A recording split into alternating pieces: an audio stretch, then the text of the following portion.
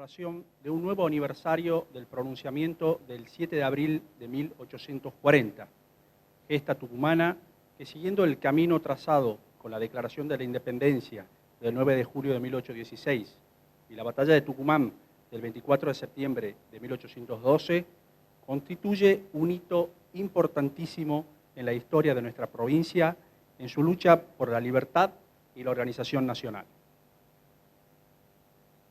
Recibimos a la bandera de ceremonia que presidirá este acto poniéndolo de pie.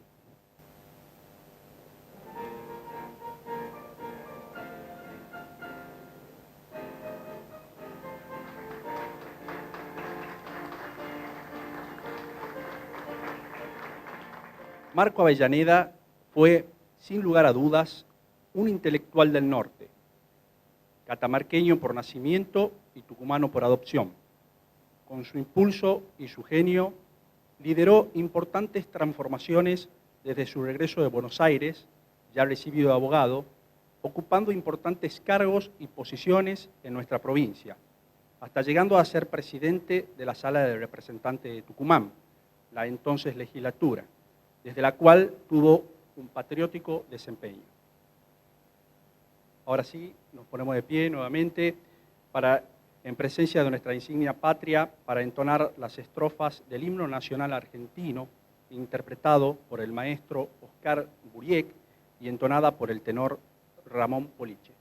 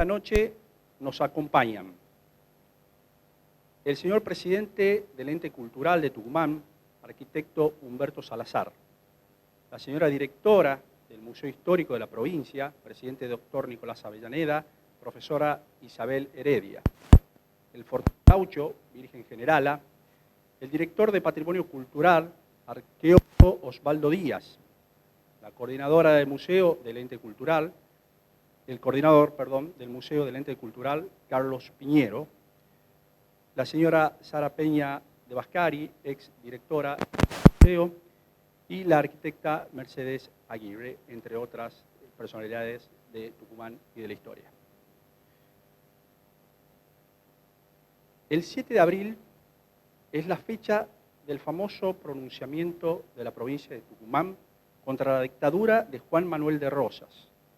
Fue un día de júbilo popular en que la legislatura provincial, en forma unánime, desconoció la autoridad del gobernador porteño, le retiró la delegación provincial para que manejara las relaciones exteriores, se negó a entregarle las armas que Rosas pretendía y exigió el dictado de una constitución que reconociera los derechos de los ciudadanos, organizara el país y regulara las relaciones de las distintas provincias entre sí, en un plano de igualdad y federalismo real, con una justa distribución de las rentas de la aduana. La samba es una danza folclórica típica del norte argentino. Se conmemora el día 7 de abril, el Día Nacional de la Samba. La conocida samba, que lleva este nombre, es una de las más antiguas de la que se tenga registro. A continuación, el tenor Ramón Poliche, acompañado del maestro Oscar Buriek al piano, interpretarán la samba 7 de abril. La música de esta samba fue recopilada por don Andrés Chazarreta a comienzos del siglo XX y cuenta con al menos 4 versiones de letra. En esta oportunidad escucharemos la versión de Blanca Irurzum, que alude al valiente pronunciamiento tucumano. Acompaña el ballet folclórico Fortín Gaucho, Virgen Generala.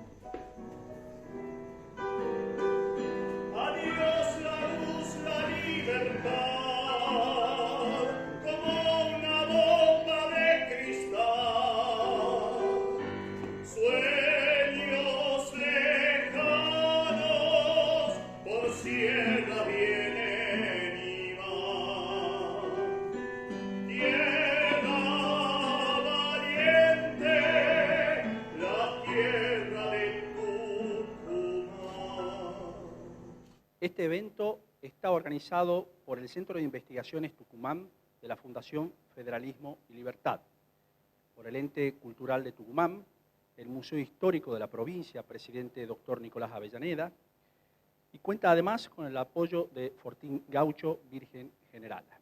Seguidamente procedemos a despedir a la bandera de ceremonia que nos han acompañado, mientras el maestro Oscar Buriek interpreta la marcha Mi Bandera.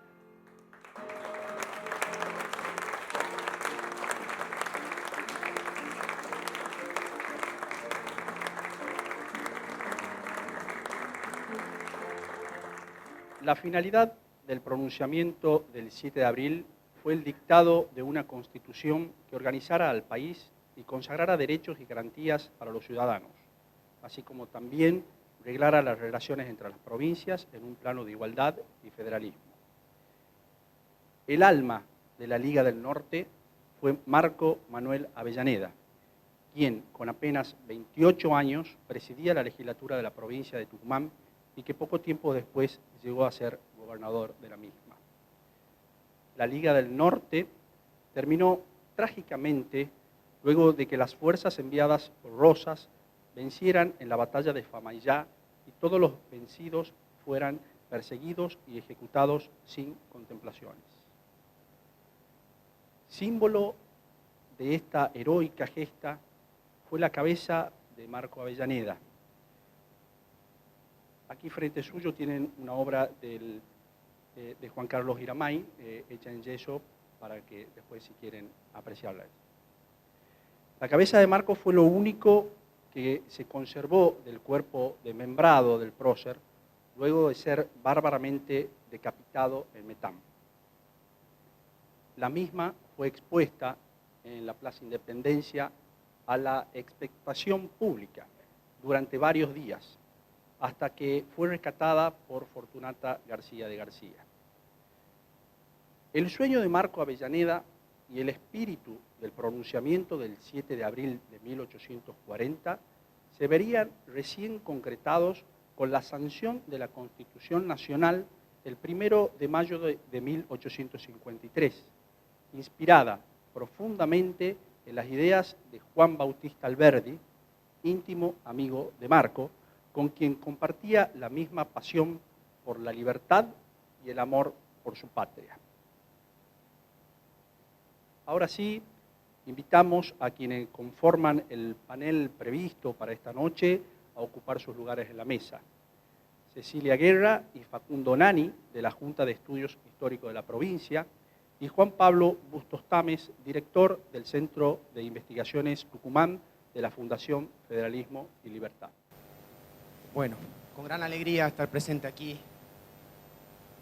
reivindicando la forma en la que Tucumán se enlaza en el pasado nacional, es decir, haciendo historia, haciendo cultura, reivindicando espacios culturales como el museo, el mundo de las universidades, el mundo de la Junta de Estudios Históricos, Federalismo y Libertad, es decir, es una confluencia de muchos sectores que representan las tradiciones gauchescas, es decir, es una gran confluencia de un tipo de eventos que le hace muy bien realmente a Tucumán. Para mí es un gran gusto, le agradezco a Cecilia por compartir una más de varias mesas paneles, a Juan Pablo también, no es el primer evento que compartimos, en general la organización. Pienso que es acertada la figura de Marco Avellaneda en la medida en que cada vez que recortamos un personaje masculino o femenino en la historia, lo que hacemos es entender una época o hacer una especie de puerta lateral, una manera de entrar en una época difícil. Diría Borges, le tocó una época difícil como a todos los seres humanos, ¿no? Es decir, entender una época a través de un personaje. Me parece acertada, decía yo, esta semblanza, esta realmente actividad multiescenario, donde confluyen las artes, las ciencias, distintas disciplinas, distintas instituciones. Me parece acertado porque es una figura a través del cual uno ve el dramatismo de una época, pero también la construcción política, también los elementos que son duraderos. Es decir, también lo que accedemos con este tipo de personajes y épocas es a pensar a este siglo XIX un poco revisitado en estos últimos tiempos de la Argentina, revisitado me refiero repensado para tratar de que nos sirva en el presente, ¿no? En el fondo, cuando uno viaja también a través del tiempo, trata de pensar qué Argentina queremos, y las respuestas creo que no siempre son uniformes. Saber cómo seguimos, cómo se puede seguir, cómo es lícito seguir, cómo se puede organizar uno como país. Considero entonces acertada una figura que uno bien puede vincular, como decíamos anteriormente, con el constitucionalismo, con la defensa de ideas vinculadas con la famosa generación del 37 o generación romántica, con su amigo Juan Bautista Alberdi, y digamos con provincianos, después digamos si es catamarqueño o no, podemos ser generosos con las identidades, ¿no? Marco Avellaneda también pertenece a Catamarca y a su genealogía, pero podemos bien reivindicarlo como nuestro, ¿no? Y nuestro en un sentido también grande del país. Digo, unitarios y federales, ¿qué tipo de discusiones políticas excede la discusión política? Es mucho más que una discusión política. Probablemente una de las muertes más cruentas, más crueles que hemos tenido, por lo menos en Tucumán. José Cubas y otros casos, digo, hay un largo etcétera que quizás se van a referir mis colegas, pero para Tucumán y para esa época, miren que hemos tenido fusilamiento Bernabé, hemos tenido, pero sin duda, esta decapitación y su cabeza en una pica, acá a metros de acá, la Plaza Independencia, la historia de Fortunata García, otra mujer protagonista recogiendo y dándole cristiana sepultura. Y todo lo que se hizo con el cuerpo, todo ese ejercicio de excesos y de escenificación de una violencia que no provenía, hay que decirlo, o me hago cargo, quiero decirlo, no provenía solamente de federales hacia unitarios, sino de unitarios a federales también. Quiero ahí generar algunos matices. aunque generen polémica, porque está bien que la historia tenga polémica. Estoy pensando en el fusilamiento de Dorrego, etc. Pero lo que me parece interesante, pero interesante para decir cosas que han dicho muchos colegas y que no son fáciles de resolver, que tienen que ver también, por ejemplo, con las identidades políticas, con algo que nos cuesta mucho al día de hoy en la Argentina, que es que alguien pueda tener identidad en el sentido de identificaciones, alguien pueda, incluso pensaba en Federalismo y Libertad, que es un espacio que yo valoro mucho. Quizás si uno viajara en el tiempo, cosa que no se puede, y pensar estas dos palabras, a lo mejor a la primera de esas palabras o conceptos lo identificaríamos con el color rojo, y a la segunda, sobre todo el celeste. Quizás al segundo de los conceptos lo identificarían con el celeste, y entonces seguiría la pelea por los conceptos. Y quizás, y según las lecturas y los historiadores, o las corrientes historiográficas que usemos, podemos decir que después de 1852, 1853, en gran medida todos eran un poco federales y todos eran un poco liberales, como han dicho grandes colegas, ¿no? Es decir, empezó a haber ciertos acuerdos, ojo, ciertos acuerdos después de 52, 53, y después, o sea, con Buenos Aires afuera, afuera de esa organización constitucional al comienzo, y después con muchos otros conflictos, y después 1880. Nunca fue nada fácil, ustedes lo saben, nunca fue nada fácil para la historia argentina. Y sin embargo, y de manera muy, muy convincente y muy conveniente, aquí en este evento tan notable, evocamos esta línea temporal de 1840, de la formación de la Liga, del 7 de abril, y aludimos también a la muerte, o a la batalla de Famaillá en septiembre de 1841, un año después.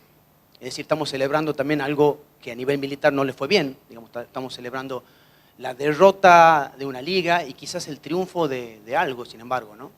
El triunfo de una idea o de un constitucionalismo. Estamos hilándonos con la idea de que esa Liga del Norte y esa generación romántica de Alberdi, etcétera, es el comienzo de lo que después va a ser la Argentina después de 52, 53. Es posible que eso sea correcto o se pueda sostener.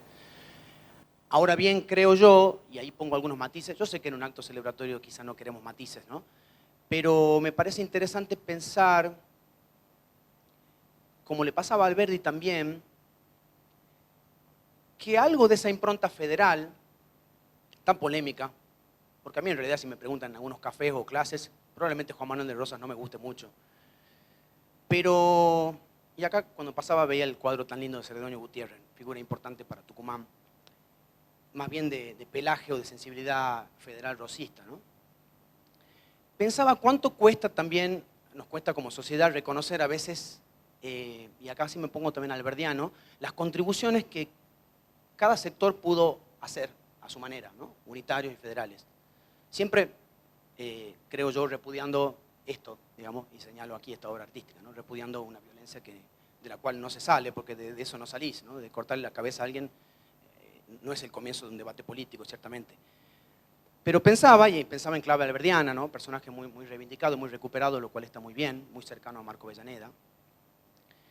Pensaba que el propio Alberdi, también, desviándome un poquito del personaje que estamos evocando central, que es Marco Avellaneda, también tuvo un vínculo complejo con el rosismo. O sea, un vínculo que uno podría simplificar el de Alberdi como de antagonismo y de repudio, no tengo la menor duda, nos vamos a poner de acuerdo. Alberdi enfrentó mucho la violencia de Rosas y hay que decirlo, el afán o sea, la negativa de Rosas a organizar el país, a hacer una constitución. Pero también tuvo acercamientos tempranos, en la época de 1837, en la época, digamos, anterior a su exilio, y también, 10 años después, en 1847, escribió un escrito muy interesante, publicó un escrito muy interesante que se llama La Argentina, 37 años después de Mayo, digamos, o sea, lo escribe en 1847 pensando en Mayo y pensando en el país. Y ahí empieza también a negociar intelectualmente con Rosas y a decir, a lo mejor Rosas generó una especie de orden, a lo mejor Rosas tal cosa, a lo mejor en Europa pueden verlo a Rosas como un gran líder, a lo mejor, por supuesto, él está intentando también derrocarlo. Complejo en realidad el vínculo de Alberdi con Rosas y fascinante como es la historia, ¿no? Que termina con esa joyita que parece literaria pero es histórica, ellos dos conversando en estilo Farmer, digamos por usar la palabra en inglés, en Inglaterra, Rosas y Alberdi así como estamos, conversando, yo no sé si decir de igual a igual, porque no son fuentes muy claras que nos permitan ver qué se dijeron en estilo Farmer, en estilo hacendado, con los Rosas ya exiliado, ya vencido, ya derrotado, y con el Alberdi hablando de la violencia política, de cómo organizar el país, de las cosas que pasaron, de las cosas que ocurrieron mal. Creo que en el fondo eventos como estos tan valiosos nos ayudan a recuperar una memoria también, una tradición, que puede ser como toda memoria también un poco fragmentada. esto lo hemos hablado mucho también con la Junta de Estudios Históricos, hay familias tucumanas que pueden considerarse herederas del federalismo en un sentido rosista. Y además hago otra puntualización, perdón por traer tantos matices, pero hay mucha gente que se considera afín a cierto lineamiento rosista y es muy difícil ubicarlo en categorías como izquierda-derecha. O sea, resultaría muy difícil que alguien intentara ver que alguna afinidad rosista, que ya se ha perdido mucho, ¿no? Pero en la década del 60, 70, 80, podría ser una pista de ser de izquierda o derecha, porque había de todo, ¿no? Radicales que después de familias que eran rosistas y muchas cosas que un poco se han perdido, ¿no? Porque hoy es difícil que alguien diga, yo tengo una tradición rosista, no me pasó de escucharlo. Quizás en Tucumán en alguna medida triunfó cierta memoria digo como un recuerdo generacional de tradición unitaria. Quizás en algún sentido, y en este documento tan valioso que participamos con Cecilia, con Federalismo y Libertad, Juan Pablo nos invitó, hemos reivindicado cierta tradición, o sea, me refiero a un sentimiento, una sensibilidad más bien unitaria. Hemos hablado mucho, bueno, de Marco Avellaneda, pero también de la Madrid. Pero ahí también es importante, y con esto voy cerrando y dando la palabra, establecer estos matices significativos, que es también algo que nos propusimos con la Junta de Estudios Históricos cuando hicimos un libro que se llama Tiempo de Unitarios y Federales, con Sara Peña, con Elena Perilli, con Cecilia Guerra, y, bueno, y un largo etcétera, porque es una compilación, donde, por ejemplo, Celedonio Gutiérrez sale bastante bien parado, y acá la tengo a Sarita, y además, como pasa con muchos libros, a lo mejor Sarita no dice lo mismo que Elena Perilli, y así, si yo los leo, y en mi opinión, no dicen exactamente lo mismo, no es la misma la mirada. Acá Sarita se va a enojar si yo digo que a ella le gusta bastante Celedonio Gutiérrez, o capaz que no se enoja, pero tiene sus razones, y está bien, porque la historia tiene sus sensibilidades. Y es este misterio de las facciones, ¿no? Cómo es difícil a veces entender esas cosas un poco más emocionales, ¿no? De cómo uno puede sentir una sensibilidad hacia una cosa y otra. El propio La Madrid, personaje fascinante que sé que a Juan Pablo le gusta, y que viene a Tucumán buscando armas vinculadas con Heredia, pero viene de la mano de Rosas, viene, quizás a su pesar, podrá decir Juan Pablo con razón, como lo dice él en sus memorias, ¿no? Y hay una escena increíble que alguien de un sector popular, capaz que Juan Pablo sé si se acuerdan un poco más, que le dice, no, mi general, usted es federal rosista, no. Alguien humilde que le dice, es maravillosa, le estoy quitando el tema a mis colegas, así que eso significa que me tengo que apurar. Pero fíjese, es fascinante la historia que nos genera a veces estos contratiempos, y aún así es fascinante y tan reivindicable una figura como Marco Avellaneda, central para la memoria y para la sensibilidad tucumana. Grusac, en los primeros escritos, lo ve como alguien que representa el valor, la gloria, la inmortalidad, y sin duda tiene razón. Alguien que peleó por esos ideales a costa de su pellejo. Sí, miren si no tiene algo de heroico. Pero Juan Beterán en 1910, con algo de matices y de otra mirada, lo reivindicó claramente. Juan Beterán, gran intelectual, gran responsable de que tengamos una universidad que sigue siendo señera en el norte argentino. Dijo que sí, que está bien, y cito un poco textual, pero que no tenía Marco Avellaneda ni la edad ni la madurez para dirigir un proceso de ese tipo. Repito, ni la edad, Marco Avellaneda, ni la madurez. Está metiendo algún tipo de crítica a Marco Avellaneda, por más que yo sé que es una ocasión celebratoria y está bien que lo sea. Y habla de la Madrid, esta cuestión de las derrotas, que creo que tanto nos gustan también, que la Madrid a veces ganaba y a veces no, como le pasa en la vida. Y habla Juan Beterán de una vanidad ingenua en la Madrid, que es un personaje para hacer dulce, digamos, tan divertido. Entonces yo creo que tenemos frente a nosotros un personaje que bien merece este evento tan bien organizado, que nuclea el arte, nuclea la sensibilidad, nuclea las tradiciones, en el fondo reivindica nuestras tradiciones, nuestra identidad, nuestra contribución tucumana a la historia nacional. Así que me siento parte, me siento muy, muy feliz, es una mesa panel muy digna, me siento muy honrado de compartir con Cecilia y con Juan Pablo, y me parece que eventos de este tipo nos hacen muy bien como provincia. Así que de mi parte eso es todo. Sí, cedo la palabra. Muchas gracias.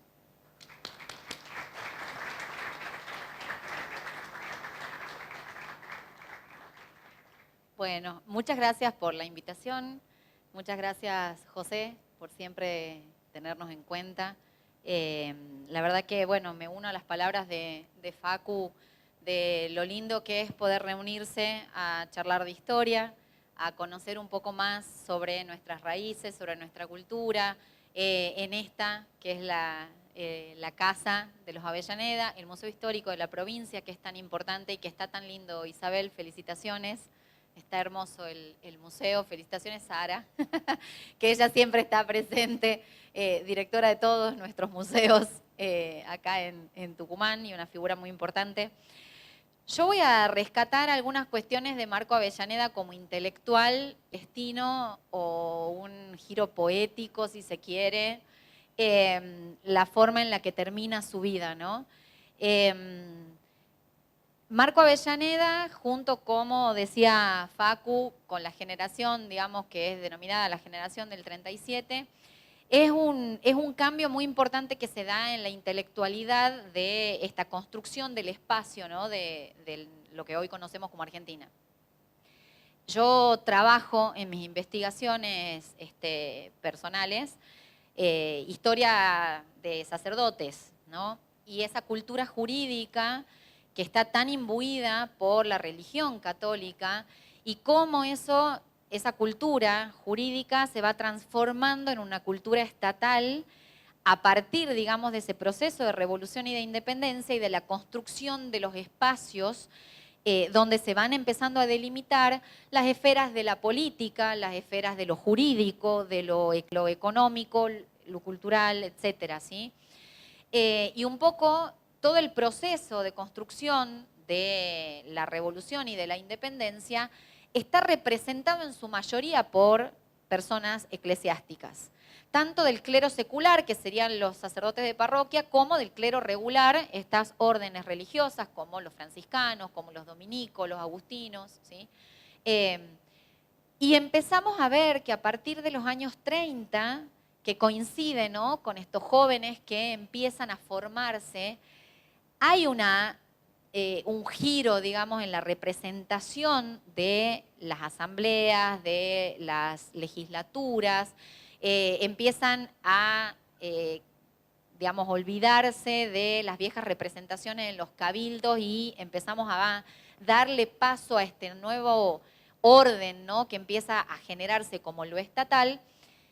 Y entonces, entre estos jóvenes que ya no se van a educar en la Universidad de Córdoba, estudiando Derecho Canónico, con esta presencia tan importante de los escritos religiosos, hay toda una generación de jóvenes que empiezan a estudiar en Buenos Aires, que empiezan a estudiar Derecho, empiezan a estudiar la cátedra de Jurisprudencia, y entre ellos empieza a abrirse un debate sobre algo que durante el periodo de Revolución e Independencia se había aplicado muchas veces, que es la pena de muerte, pero nunca había tenido un debate jurídico o de los que se decían juristas serio para trabajar estos temas.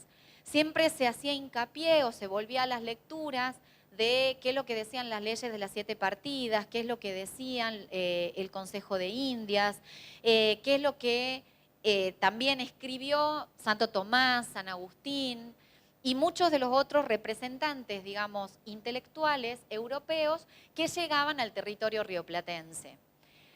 ¿Por qué hablo de esto de la pena de muerte? Porque la tesis con la que defiende su título de abogado, nuestro querido Marco Avellaneda, es sobre la pena de muerte.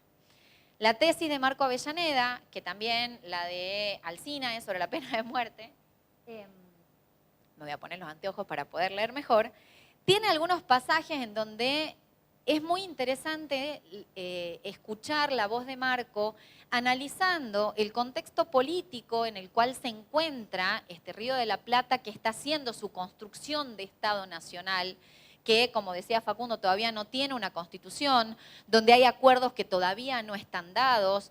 No nos olvidemos que él estudia, digamos, en la década del 30 y entonces es una década muy compleja todavía para la conformación, ¿no?, del Estado Nacional. Es un periodo donde las autonomías provinciales están recorriendo este proceso, ¿no?, de construcción de cada una de las provincias y de pactos de las provincias para poder gobernarse. Y Marco Avellaneda defiende su tesis en 1834 y el título que tiene ¿tiene la sociedad el derecho de infligir la pena de muerte, pero la justicia, de acuerdo con la humanidad, reclama su prescripción? Y en toda la tesis, él va diciendo que encuentra justo que hay momentos en donde es necesario aplicar la pena de muerte, pero también entra en contradicción con su propio sentido de la humanidad y de pensar cómo uno puede disponer de la vida de otro. Y entonces, en todo el espacio, digamos, en el que él va analizando, a partir de otros teóricos, se va preguntando sobre estas cuestiones. Y entonces se propone probar que la sociedad tiene el derecho de infligir la pena de muerte, pero la justicia tiene que prescribirla por humanidad. Y se pregunta si realmente el derecho de la sociedad a la pena capital y a la muerte es tomada como necesaria, como indispensable, y si se podrían aplicar otras penas menos violentas sin correr el peligro de quitar una vida. Se apoyan algunos argumentos de Rousseau y de Diderot, lo cual también nos muestra la formación intelectual, ¿no?, de estas personas que no eran improvisados, digamos, ¿no?, en su actuación política, en su actuación intelectual. Y pensando en estos teóricos, dice que un hombre puede disponer de su vida, no puede disponer de su vida ni la de otros, pero sí una reunión de hombres en sociedad, porque esa reunión resulta soberana. Y de esa soberanía le da una superioridad legítima que no tienen los hombres separadamente. Por lo tanto, si una conjunción de personas, como ser una sala de representantes, considera que para conservar el orden público es necesario aplicar como última instancia la pena de muerte, puede habilitarse.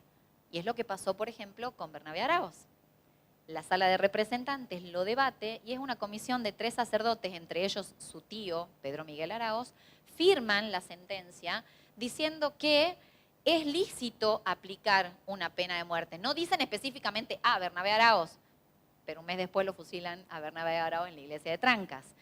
Y tiene que ver con estas discusiones, ¿no? Y lo que plantea un poco el joven Marcos, que la patria nos manda a arrastrarla en medio de batallones enemigos. Ya el honor nos impone como un deber. Ya la libertad pide que la encontremos en la defensa y la miremos como una gloria. Y a veces la religión misma nos la exige como un sacrificio meritorio. Sin embargo, apela a la justicia en esta realidad. La pena de muerte en las manos de un déspota es un efecto de la depravación y del alma, y no el resultado de la necesidad de garantizar y conservar la seguridad de la sociedad. Acá nos preguntamos entonces si Oribe tenía en sus manos el poder de decidir sobre la vida de Marco, si lo de Marco es encuadrado dentro de la relación de la violencia, de la guerra, que permite actos como los de decapitar a una persona y la violencia que ejercen sobre su cadáver, o la aplicación de una pena capital para conservar y cuidar el orden público, ¿no? Y en esto que el joven Marcos defiende su tesis y termina diciendo que los delitos políticos y sus fatalidades tienen consecuencias que no siempre denotan una depravación del alma y que no está distante el día en que la generación a la que pertenezco proclame este gran principio, la nación argentina tiene la inviolabilidad de la vida humana. Años después es asesinado de una manera cruel, súper cruenta. Además, se hace con su cuerpo una vejación muy importante. Y pensamos, ¿no?, en esto de la ironía del destino, como de Castelli, por ejemplo, que fue el orador de la Revolución de Mayo y tuvo cáncer de garganta, o de muchos otros casos que nos presenta la historia, ¿no? Y vemos cómo, quizás sin saberlo, estos personajes van recorriendo un camino en la construcción de esta nación y la historia o su presente le tenía deparado, ¿no?, otro destino diferente. La imagen de Marco Avellaneda es una imagen muy interesante y muy hermosa de poder analizarla por estos matices que decía Facu, porque muchas veces a los historiadores nos pasa que la gente nos pregunta, ¿este personaje era bueno o es malo? ¿El gobierno de tal fue bueno o es malo? Y depende. Si uno le pregunta a mi mamá qué tal soy yo, le va a decir que soy espléndida. Depende quién lo mire y depende qué es lo que se esté analizando sobre esa figura. Y me parece que lo interesante de la historia y de poder tener estos espacios es poder abrir ese debate y poder entender que estamos hablando de humanos, que estamos hablando de personas que pueden haber modificado su pensamiento, que pueden haber escrito cosas y después arrepentirse de lo escrito, accionar y después querer accionar de otra forma y de alguna manera ir buscando, ¿no? Cuál era lo mejor para hacer en este proceso de construcción. Nosotros estamos hablando de una Argentina que no existe en este periodo. Estamos hablando de un Estado que está en construcción sin saber exactamente qué es lo que va a resultar de ese proceso de construcción. Bueno, espero que, después si quieren charlamos un poco más. Me parece que estos espacios nos invitan a repensarnos, a replantearnos, a reconocernos también, ¿no? Como tucumanos, como argentinos, y esto un poco lo que decía Facu, de lo diversos que somos, de nuestras distintas ideas, y de que a fin de cuentas lo que nos tiene que terminar uniendo siempre es llegar a acuerdos, a consensos y conformar, ¿no? Esta hermosa nación que somos los tucumanos y los argentinos. Muchas gracias.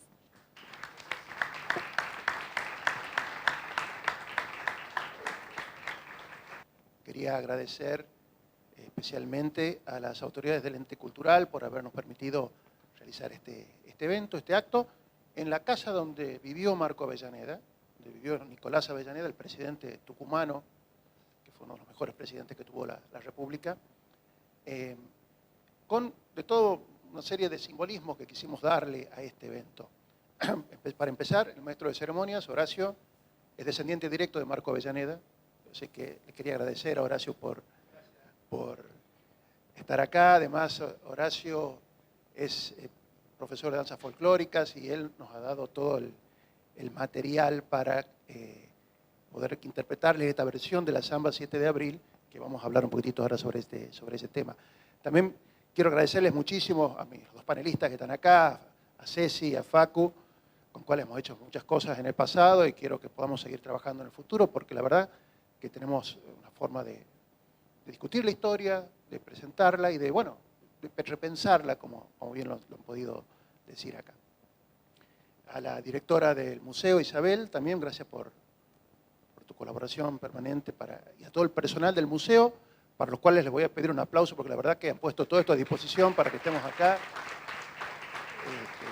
La verdad que se han portado los chicos. Bueno, la Samba 7 de abril, básicamente ya Horacio lo comentó, es la más antigua de la que se tenga registro.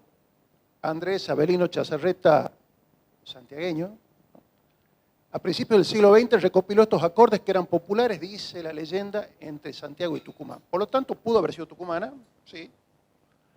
En 1913 se sabe que Chazarreta, que también era agrimensor, como el maestro Burieka acá también, realizó mensuras en el pueblo del 7 de abril de Tucumán. O sea que ahí él pudo haber recopilado información sobre esta samba, ¿no? Y la registró a su nombre, pero como recopilación, no como invento, sino como que existía ya y él se limitó a recopilarla.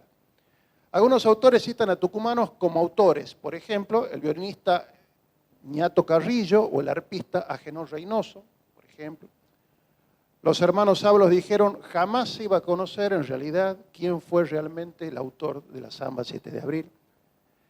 Y por eso se propuso el 7 de abril como Día de la Samba, que es una samba tucumana porque hace alusión al 7 de abril, que es una fecha, como recién nos señalaba Horacio también, un hito en la lucha de Tucumán por la libertad. El 24 de septiembre, el 9 de julio y el 7 de abril. Son gestas tucumanas en la lucha por la libertad. Acá lo vemos al maestro Chazarreta, para que los que no lo conocieran, santiagueño Jorge. Gonzalito, por favor. Polémica por el nombre, bueno, ya también lo dijo Horacio, tiene 4 letras conocidas, algunas son románticas, otras de desamor. Hay una que habla de la gesta del 7 de abril, que es de Blanca Irurzún, que está acá, y ese es un aporte de Horacio Ibarreche, bueno, que le agradecemos su colaboración en esta información que nos ha pasado. Por favor, Gonzalo. Bueno, también tanto Facu como Cecilia mencionaron la relación de amistad que había realmente entre Juan Bautista Alberdi y Marco Avellaneda. Aunque decía Alberdi, ¿no? Aunque todo el mundo era mi amigo en Tucumán, después de mis hermanos y mis primos hermanos, Araos, bueno, Alberdi era Alberdi Araos por la mamá, ¿no? Avellaneda era mi amigo favorito por la comunidad de nuestras ideas y hábitos de Buenos Aires. Habían sido compañeros de la facultad en Buenos Aires, salían juntos, salían de juerga juntos, y bueno, tenían mucha afinidad. Nos veíamos 2 y 3 veces todos los días, y a menudo en la casa de Silva. Acá se encontraban Avellaneda con Alberdi. Se casó con la hermana de mi viejo y querido amigo don Brígido Silva, el dueño de esta casa, estudiante en Buenos Aires. Después de arreglada la sucesión de mi padre, volví a Buenos Aires en noviembre de 1834, dejando inconsolable a Avellaneda, que me vio partir lleno de envidia. Avellaneda se queda acá, Alberdi vuelve a Buenos Aires. Habituado a la vida general y educado en el ambiente más elevado de Buenos Aires, se sentía como asfixiado al verse reducido a la soledad de la provincia. Bueno, evidentemente, él sentía como que Tucumán le quedaba un poco chico, ¿no? Y desde entonces Alberdi mantuvo correspondencia regular con Avellaneda hasta el fin de sus días. Y dice Alberdi, al dejar Buenos Aires para pasar a Montevideo en 1838, yo lo inicié en los trabajos de nuestra agitación política. Es decir, el responsable de empujarlo a Marco Avellaneda en gestionar el pronunciamiento y el levantamiento contra Rosas fue Juan Bautista Alberdi. Él mismo lo reconoce. Marco Avellaneda, en el camino, se hace presidente de la Sala de Representantes, que es lo que sería la legislatura actual. Y un aspecto a considerar en el tema fue las consecuencias de la guerra contra la Confederación Peruano-Boliviana que tuvo lugar hasta 1837. Rosas le declara la guerra a la Confederación Peruano-Boliviana y abandona prácticamente a las provincias del norte para que se hagan cargo como puedan de la guerra. Tal es así que Bolivia prácticamente tiene un avance muy exitoso y ocupa Jujuy y prácticamente Salta también. Gracias a que Chile tiene una victoria sobre la Confederación Peruano-Boliviana, es que se tienen que retroceder las tropas de la Confederación y Argentina recupera las provincias que había perdido en la guerra. Que si no fuera gracias a los chilenos, la verdad que hubiera sido desastroso esa campaña. Entonces el norte queda muy resentido con Rosas. Se siente abandonado, que ni siquiera fue consultado para ser arrastrado a esta guerra, y además todo el manejo que hacía Rosas sobre la política internacional era bastante nociva a las economías de las provincias. El enfrentamiento que empieza a tener Rosas con Francia por cuestiones caprichosas prácticamente, fue un poco también la gota como el vaso. La dirigencia tucumana disiente con la política y económica de Rosas, y Tucumán buscaba siempre ser el farol de la organización nacional. Avellaneda tiene claro que Tucumán tiene que ser el centro y seducir a las demás provincias del norte para acompañar esta patriada, esta gesta. Busca seguir el modelo de las naciones civilizadas, básicamente Francia, básicamente Inglaterra, también en otra forma también. Por eso el enfrentamiento con Francia es brutal, porque se enfrentan con el Faro, con el norte, que es lo que iba a ser la Confederación Argentina a las ideas de esta generación del 37. Hay acuerdos con las demás provincias del NOA, todos se sienten igual de agraviadas por Rosas, igual de ninguneadas. En ese contexto, Rosas se entera que algo se está tramando en el norte y no le gusta. Entonces, en ese momento andaba por Buenos Aires el general Lamadrid, antiguo unitario, compadre de Rosas. Rosas era el padrino de un hijo de Lamadrid. Y estaba medio desempleado, buscando trabajo, y Rosas ve la oportunidad y dice, a este lo voy a agarrar. Lo agarra a Lamadrid y le dice, che, te voy a encargar una misión, pero quiero que la hagas bien. Sí, ¿qué hace falta? Bueno, quiero que te llegues a Tucumán para una misión pública y otra secreta. La pública, vas y pedís las armas de lo que haya quedado de lo que había de la guerra contra la Confederación Peruano-Boliviana. Lo poco que le mandamos, lo que haya quedado, lo traes para evitar que eso lo usen para la sublevación que están preparando en mi contra. Eso, decirle que a esas armas las estamos necesitando para el enfrentamiento que tenemos con Francia. Ajá, y la misión privada, o la secreta, bueno, la misión secreta es que con las armas que consigas, hagas un golpe de Estado y te quedes con el gobierno de la provincia y se terminó todo este asunto. Bueno, Lamadrid dice, sí, la verdad los tucumanos me quieren, soy un héroe de la provincia, voy. Bueno, acepta esa encomienda. Entonces, la Madrid parte de Buenos Aires con una pequeña escolta de coraceros que él les llamó los defensores de la libertad a fines de febrero de 1840 y viene con toda la familia, dispuesto a quedarse porque se iba a quedar con el gobierno de la provincia. Advirtió el general desagrado de la gente de campaña que me conocían al verme investido con las insignias de la Federación. Es lo que decía recién Facu. Es decir, la gente lo veía al viejo general unitario, que siempre había estado con las divisas celestes, colgando la divisa punzó, la divisa roja. ¿Y qué le pasó? ¿Qué es esto?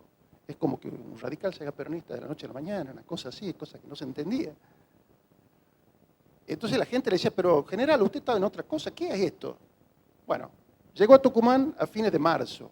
Lo vio el gobernador Bernabé Piedrabuena, que le viene a decir, bueno, vengo a pedir las armas. Y Piedrabuena le dice, no, yo no decido nada, yo lo que usted me pide se lo mando a la legislatura, que la legislatura vea qué va a hacer. La Madrid cuenta cómo fue recibido. Las tropas y las masas, al oír su nombre, prorrumpían en vivas y recuerdos los más significantes. Ahí tenemos un retrato del general Lamadrid, ¿no? Piedrabuena le dijo a la Madrid, el pueblo todo se oponía a la entrega de las armas y estaba resuelto a desconocer la autoridad del gobierno de Buenos Aires y a retirarle los poderes que le habían confiado para mantener las relaciones exteriores, puesto que no solo traicionaba la confianza que los pueblos habían depositado en él, sino que se había resistido a reconocer su gobierno, que había sido elegido libremente por el pueblo, como había sucedido también con el de Córdoba poco antes, lo que probaba que el señor Rosas quería rogarse la facultad de nombrar a su elección a los gobernadores de las provincias. Es decir, el gobernador Piedrabuena le dice, Rosas, que se dice federal, en realidad está queriendo intervenir como ya se está metiendo con los gobiernos que no le gustan, los va cambiando. Y seguramente a mí me quiere sacar. Sabía que venía la Madrid a eso, básicamente. La Madrid advirtió el riesgo de tal decisión y le dijo, mire, gobernador, Rosas y sus aliados le van a hacer la guerra de inmediato. Piedrabuena le dijo, estamos ya de acuerdo con los gobiernos de Salta y Catamarca, al efecto de pronunciarse contra el de Buenos Aires, que contaba también con que lo seguiría el de Jujuy y aún el señor Brizuela de La Rioja, con quienes tenían dados algunos pasos al efecto. Y para evitar que la Madrid haga travesuras, Piedrabuena lo encierra a la Madrid en el Cabildo, lo guarda para que no pueda hacer ninguna cosa mientras la legislatura sesionaba en el mismo Cabildo.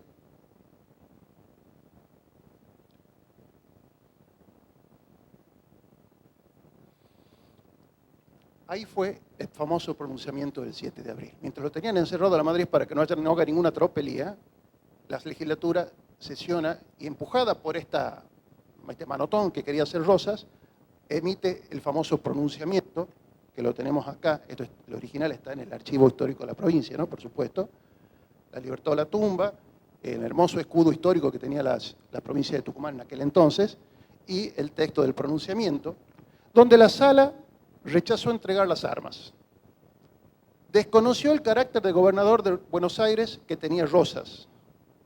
Le retiró la autorización para representar la provincia ante las potencias extranjeras, para que no nos arrastre esa guerra contra Francia.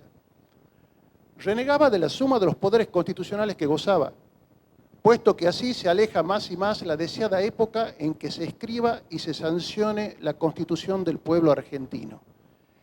Hay que tener en cuenta siempre la intención de Marco Avellaneda y de toda la legislatura de Tucumán, liderada por él, de apuntar a la organización constitucional del país, que era lo que Rosas siempre se negaba a hacer. Desautorizaba la política exterior de Rosas, responsabilizándole por el absurdo enfrentamiento con Francia, rechazaba el afán de Rosas de inmiscuirse en la administración interior de las provincias de la República, estableciendo sobre ellas su ominosa dictadura, y declaraba que este pronunciamiento no era una secesión, eso es importante, no era que la provincia de Tucumán se separaba de la Confederación Argentina, no, sino que manifestaba su intención de mantener cordiales relaciones con las demás provincias, en especial las del NOA.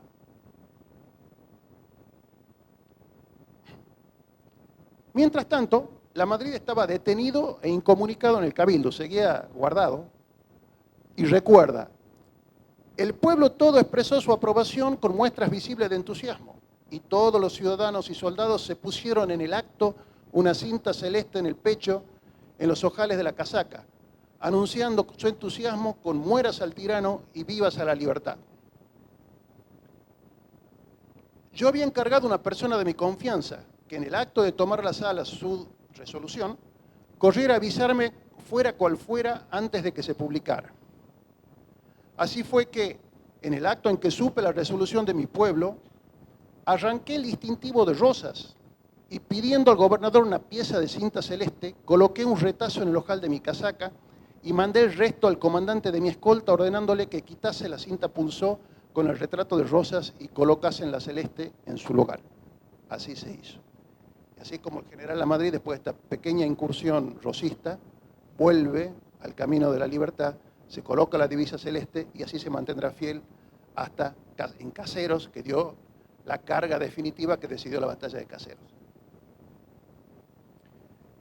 Un aspecto que quería compartir con ustedes, para que ustedes lo vean bien, los lemas de la provincia de Tucumán y de lo que fue después la Liga o Coalición del Norte,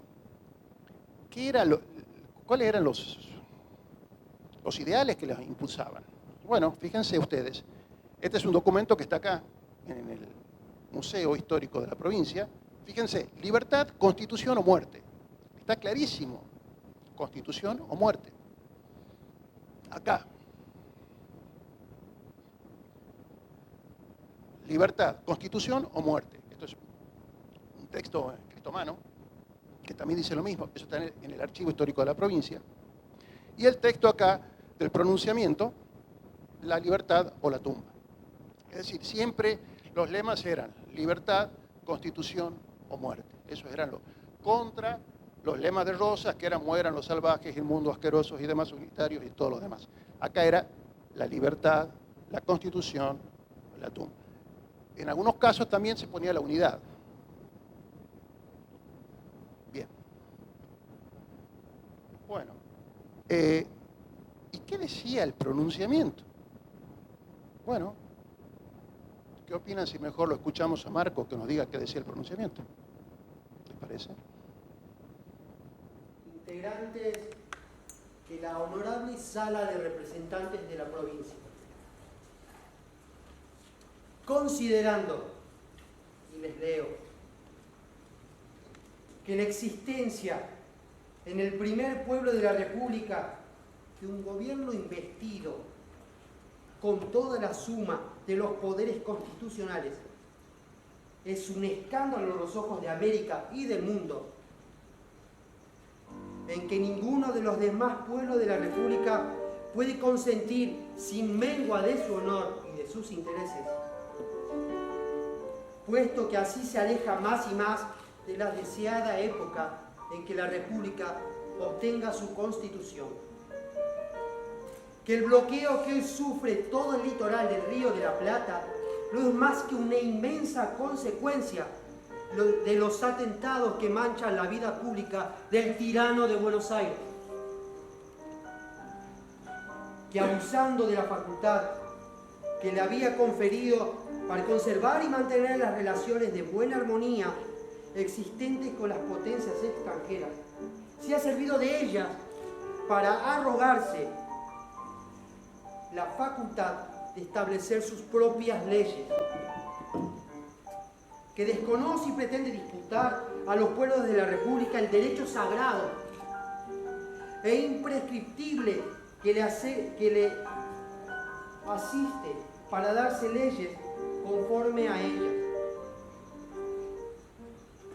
Que con estas conductas causa y planea seguir causando mucho daño a todas las provincias del pueblo argentino, pero sobre todo a la provincia de Tucumán. Hemos decidido y se decreta lo siguiente: no se reconoce el carácter de gobernador de Buenos Aires al dictador Juan Manuel de Rosas. Se le retira la autorización que por parte de estas provincias se le había conferido para mantener y conservar relaciones con las potencias extranjeras. No se le entregará al comisionado de Buenos Aires las armas que reclama, mientras Juan Manuel de Rosas sea el gobernador. la honorable sala de representantes publicará un manifiesto de los motivos que han impulsado al pueblo tucumano a pronunciar esta resolución, declarando que esto no será un motivo para que se alteren nuestras relaciones con los demás gobiernos hermanos, muy especialmente con La Rioja, Catamarca, Salta y Jujuy. Comuníquese a quien corresponda. Libertad o la tumba.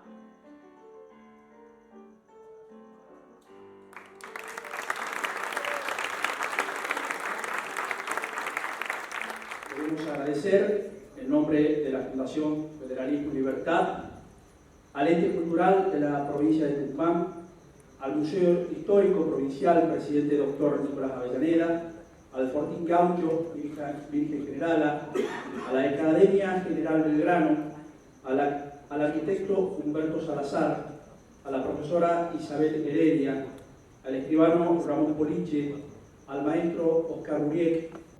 Bueno, eso sería todo. Así que bueno, muy buenas noches y gracias por su asistencia.